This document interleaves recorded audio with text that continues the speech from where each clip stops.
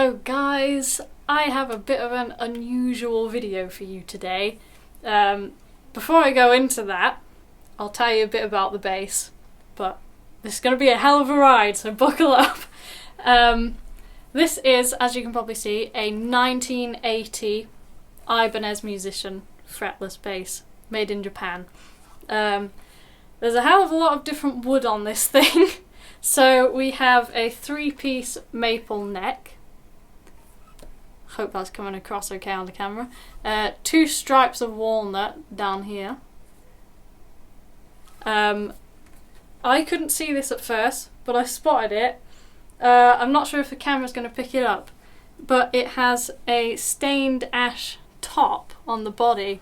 I'm not sure if you can see the line where that starts, just down there. And the rest of the body is mahogany. It's a neck through, which is generally good for fretless basses. It weighs 10.5 pounds, as you can probably tell. I'm out of breath already. It has a lacquered ebony fretboard, valve tuners down there. Apparently these are amazingly good for studio work. I don't have any experience with them yet, apart from now, so I'm interested to see how it goes. Brass saddles, Super 4 single coil pickups, and the original strings that came with this. Now I'm going to go more into detail of that in a minute, but wow. These are D'Addario half wounds, and you'll find out how I know this in a minute. But for now, we have volume control, tone, and apparently this one is a volume boost. It doesn't seem to do anything when I use it, but maybe I'm doing something wrong. I don't know, or maybe it's the wiring's a bit wacky. I have no idea. This switch is a passive and active switch. And then these are your bass, middle and treble for when you're in active mode. 3-way pickup selector. And I think that's about all there is to it. So, on to the history of this thing. So, I was on Facebook Marketplace and this came up for a price that it shouldn't be at. It's very unusual. So I thought, I don't know if that's legit. So I checked it out, and it was listed as Ibanez guitar. No other details, just Ibanez guitar. It's not even a guitar, it's a bass. So I was like, what is this? What's going on? Is this some kind of scam? So I messaged the guy. I said, oh, can I come and have a look at it? And he goes, yeah, sure, come. You don't have to buy it, just turn up, see what you think, and if you like it, it's yours. So I turn up. Yep, it's there. It is what it is. It works. It looks great. It feels great, even though it's extremely heavy. Yeah, exactly what it was on the picture. So I'm thinking, I don't understand. Why is it this price? And he turns around and he goes, oh, by the way, there's this bass as well. It comes with this other bass. That one there. I was like, oh, right, okay. So 2 basses for less than this one alone should cost. Yeah. Pick up the other case. Ah, band name on there. And also the trees. So I think I'm going to check that out, because what's going on here? And I was like, that band name sounds kind of familiar and I don't know why. Well, it turns out they're a band from Worcester, which is where I live, and they did a lot of recording around here, and they got fairly big in the goth rock scene in the 1980s. Would you believe it? So I'm like, I looked up the band name and I thought, well, did these belong to him? Because even though the case is, they've got the name on, the bass has the name on, I thought, well, that doesn't necessarily mean that these belong to a band member. So I looked the band up, and on their Facebook page, amazing timing, I can't believe how this worked out, they've been posting some history of the band. And the first post I found mentioned this. The positive side of being stuck out in the middle of rural England was that with so few distractions we had plenty of time to get together and try things out. Nick with his old Shaftesbury drum kit, Graham with his Hondo bass, Justin and his Hofner, and I had a microphone. I had no idea what I plugged it into, if anything. So this bass is a Hondo 2 from 1979. That ties in. So I thought, oh, let me look him up. His name is Graham Havas. So I looked on Google Images, and the way I recognised this bass is because I'm going to show you the inside of the case, and you'll see how I recognised it.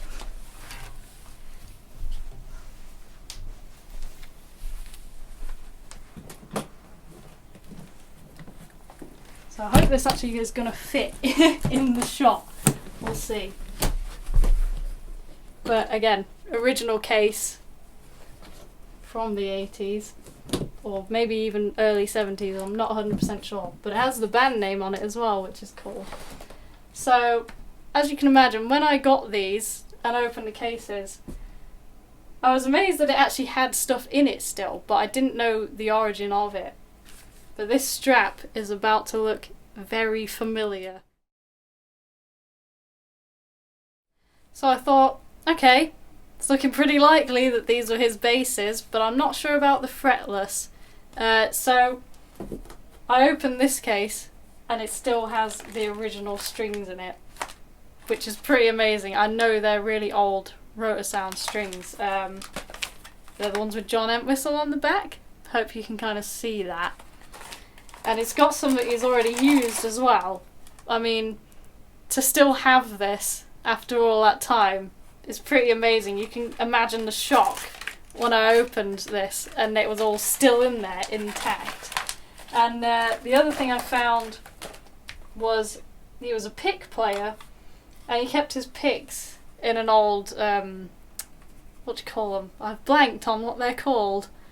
A cassette case. And it had a load of picks in there. And for some reason, there's also a bit of broken glass. Now, judging by this guy's history and the way he seemed to be, and his demeanour, shall we say, his temperament,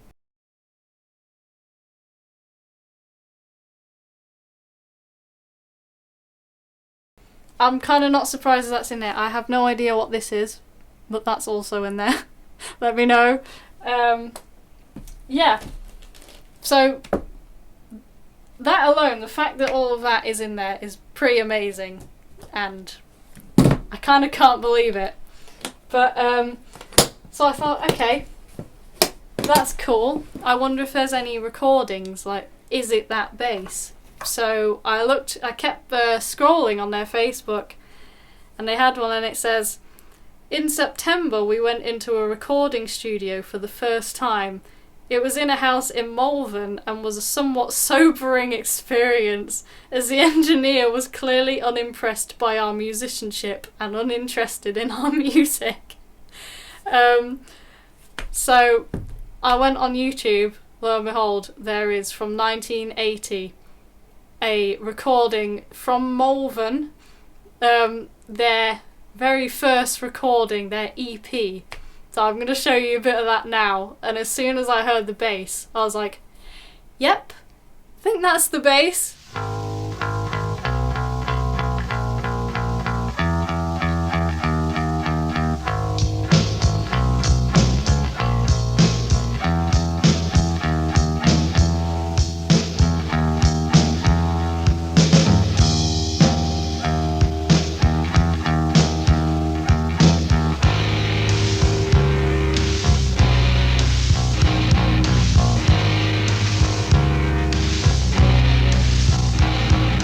He's so distant, distance is all.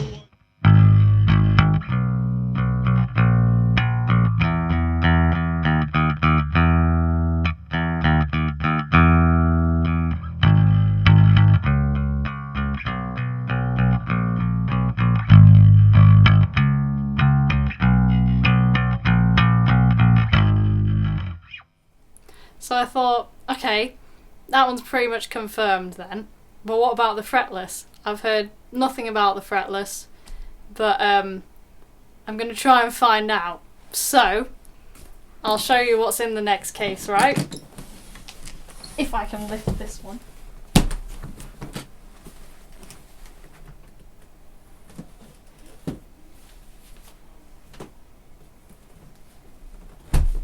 Take note of this. So again, beautiful case as well. I love the colours inside them. Original cases again. So, open this case, right? More of the original stuff. Amazing. So there's the D'Addario half wound series 2. I'm not sure if yeah, there you go. Still has the old price on it as well, £10. I wish I could get strings for £10. And it has all the old ones in there as well. Because for some reason this guy, I feel like he just kept using the same sets of strings over and over again. I don't know, but that's kind of how it sounds. And that's what everything seems to be leading to, so it wouldn't surprise me. There's also, for some reason, some old price stickers in here. £12.85, both of them. So I guess these are from the 80s. And here are the picks that I mentioned. One of them was in here and one of them was in there. For some reason I ended up putting them both in here. You can actually see where he's been chewing on it as well. But it's pretty cool. So there's the picks I was on about. So you can feel these have had a lot of use as well. I guess he would have had more, but these are the only two that survived. Again, original strap with it. So how I know this is because I was looking on their Facebook again, and I came across this post. So this is from 1982, so this gave me a lead of what kind of pictures to look for or recordings, etc. So one afternoon we were in the Playground Studios. Now you may recognise that name subliminally because of this still on there. I hope it's kind of focusing, but yeah. So I was like, okay, I think we're on to something here. So I kept reading, because they were recording with Robert Smith, Mike Hedges and Stephen Severin from Sici and the Banshees. And it says Severin came over to look at a fretless Ibanez bass guitar Graham had inexplicably bought and brought along with him. And Susie stood leaning, as in Susie Sue, stood leaning against the panelled wall, looking marvellous and mildly bored. So I was like, okay, that would make sense. I'm guessing it's that bass. I'm not going to assume just yet, but it sounds like Robert Smith potentially plays that bass. I have no idea, that's just speculation, but it sounds like Severin played that bass because he came over to look at it. So that's cool. And Susie Sue was less than impressed with this bass for some reason, even though it's beautiful. I just love the fact that none of them could figure out why he'd come back with this bass. He'd just like randomly gone out and come back with this fretless bass. Like, how and why? And it's not the kind of bass he would play in that genre necessarily anyway. But yeah, a very random thing. So I looked up some photos, and lo and behold, there it was, with the strap as well. So I know that's the original strap he used and everything. But yeah, I'll show you the photo now. So obviously I was amazed when I saw that, and I thought, well, I wonder if there's any recordings of that bass. I want to hear, like, did they do anything? Because it said they were in the studio, so did he use it there? So I looked for recordings of them from 1982, and from Playground Studios, 1982, they have an album and I thought, oh, great. So I listened through it, and I heard this. God takes hold the key, lost in this agony.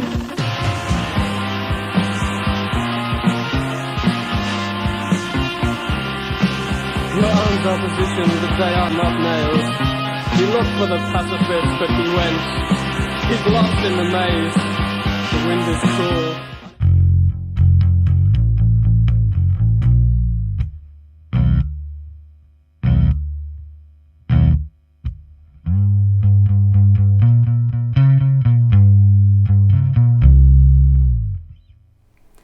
That sounds familiar. So they both sound like the recording ones, and that one, aside from the inaccuracy of being in tune, I think I got a pretty similar tone out of it. I'm not going to pretend that I can get this fretless bass in tune just yet, because I'm very much a beginner on them. I'm definitely no expert on them. I never professed to be. So I'll play it for you a bit at the end, but this is my beginner kind of start of my journey, so I'll let you in on that. But yeah, I'm definitely no expert. This bass as well, I do have a converted sound gear Ibanez fretless, and it seems a lot easier to hit the right note than it does on this bass for some reason. Like, for some reason this bass is really finicky with where you press, and I thought, okay, I guess you press on the dots. Yeah, you do on some of them, but for some reason you press on the dot on the first fret, or fret, you know what I mean. But no, you press after the dot down here. So I'm kind of like trying to fumble my way around this neck, trying to memorize it just completely by muscle memory, because the dots don't seem to match up entirely correctly for some reason. It may well be that I'm doing something wrong, but I've never had this much trouble in my, granted, little amount of experience playing a fretless, but I've never had this much trouble actually finding the right notes. So maybe it's just this model of bass you have to be extremely accurate at, but I really wanted to show you it, so I've gone ahead, I've taken the plunge. I hope it sounds kind of listenable what I play at the end. So yeah, as you probably noticed, Sting used to use one of these, so I've kind of done a little tribute to that, if you could call it that. So I hope you get some kind of enjoyment at least out of it. But there was one other thing I wanted to mention on this bass actually. On the back it says, built by the proud craftsmen of Ibanez, Japan.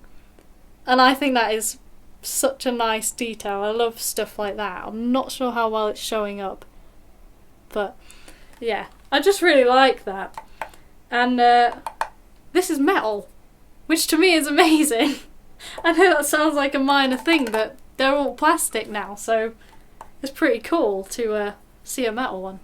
But yeah, so that is pretty much the story, but it doesn't end there.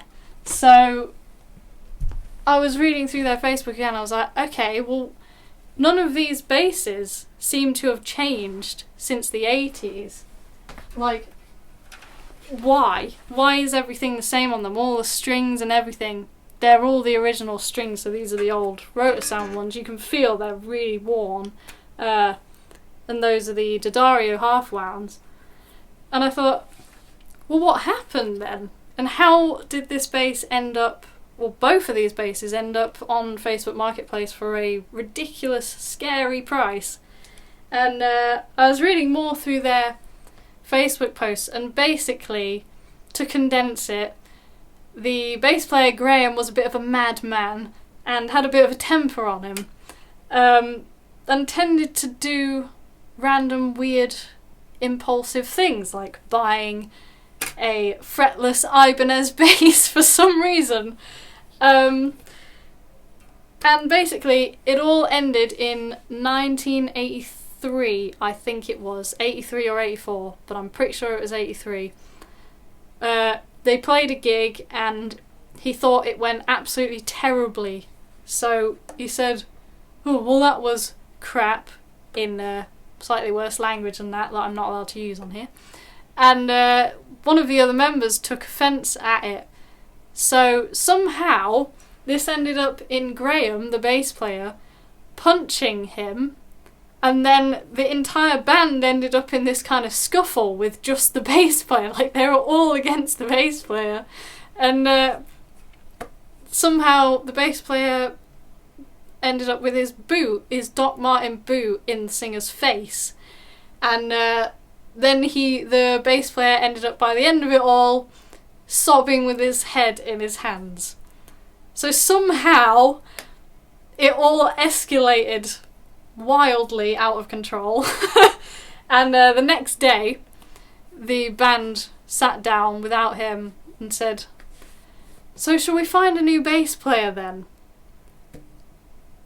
So 1983, he gets kicked out of this band.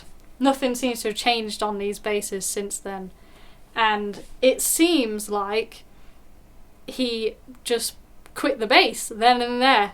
Once he was kicked out of the band, he just never picked it up again. It seems like they've been in the cases the entire time, which is kind of a shame. And I hope he kind of found something he loved to do anyway. But it sounds like it was for the best anyway, which I can't really argue with their decision. But yeah, it's all kind of sad, but very interesting and a bit amusing. Yeah, he's apparently started playing bass for that band, so the drummer is his brother, and still is his brother, I think, as in it's the same drummer, not they magically became not brothers. So even his brother said, yeah, let's find a new bass player in 1983, so it just seems like these have sat and sat and sat since 1983 and nothing's been done with them. And now I have them.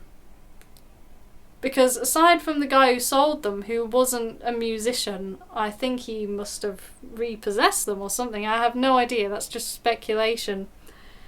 It doesn't seem like these have been touched.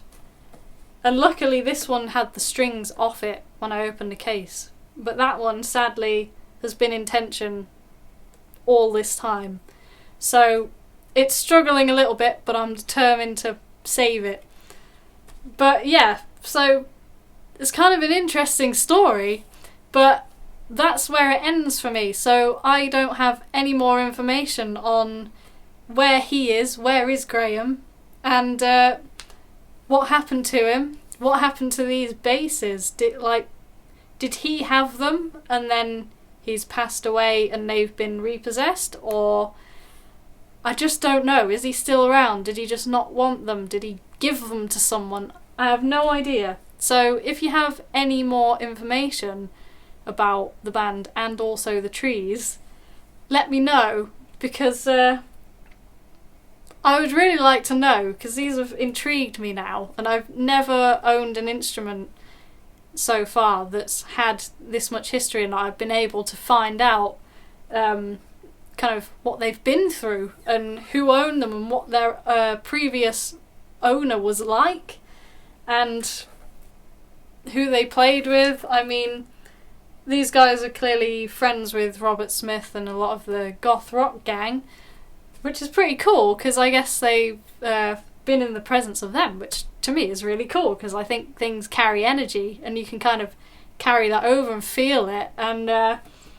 yeah, you can definitely tell these things have been beaten up because every single one of these tuners is out of line. They're all bent in a different direction. It's incredibly hard to show you, but I hope you can see. Yeah. It's just amazing to me what they've been through, but I hope I've actually got this story across because there's so much to kind of remember, so many little details, and like as I was finding it out, it was so exciting and so on the spot. It was the night I got them, I was just kept finding stuff out. I was like, oh, and I found this and that ties in and I found that, And then when you come to like actually tell people, it's like, I hope I'm actually getting the story across because there's so much of it and I was so excited. But yeah, again, you can really tell he was a pick player because he really hit the strings hard, and there's all pick wear there. And here there's all buckle rash on the back, which to me looks cool. My basses have that. But, you know, I like it when basses feel lived in, which is nice. Not necessarily abused, but lived in. So yeah, the band and also the Trees are still going, but with a different lineup. Definitely not with Graham on the bass, obviously. So yeah, if you know anything about them or you know any of them, let me know, because I'm kind of interested to know, well, I'm very interested to know any of the other history. So yeah, hope this wasn't too rambly, and I hope it was interesting somewhat, and I hope I got it across okay. I'm going to show you what this Fretless sounds like in a kind of songy song now, if you could call it that, but again, I'm no expert, so go easy on me. This is literally me as a beginner putting myself out there, so hope you enjoy, and thank you for watching.